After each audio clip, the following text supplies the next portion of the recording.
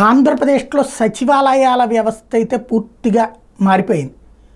Jaganmohan Reddy mind అదేది మానసిక పుత్రికగా ఉన్నటువంటి సచివాలయాలు ప్రతి వార్డుకి 2000 మంది జనాభాకి అట్లాగే గ్రామాలకి ఉన్నటువంటి సచివాలయాలు ఎప్పుడైతే ఒక్కసారిగా తెలుగుదేశం పార్టీ అప్రతిహత విజయం 57% పైగా ఓట్లతో విజయం సాధించడం, ప్రతిపక్షానికి కూడా వైఎస్ఆర్ కాంగ్రెస్ పార్టీ అందనంతటి స్థాయిలో పతనం కావడంతో ఉత్సాహంతో ఉన్నటువంటి తెలుగుదేశం పార్టీ శ్రేణులు అప్పటికప్పుడు పెయింటర్లను తీసుకొచ్చి రాష్ట్రంలోని అనేక ప్రాంతాల్లో సచివాలయాల రంగులు మార్చేశారు, పసుపు రంగులు వేసేశారు.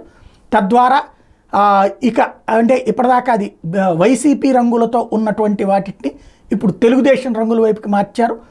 ఇక అనేక చోట్ల ఇప్పుడు ఏవైతే మన టిడ్కో ఇళ్ళు అట్లాగే ఇతర జగనన్న ఇళ్ళు ఇట్లాంటి వాట్ల చోట కూడా రంగుల మార్పు అన్నటువంటి శరవేగంగా జరుగుతోంది.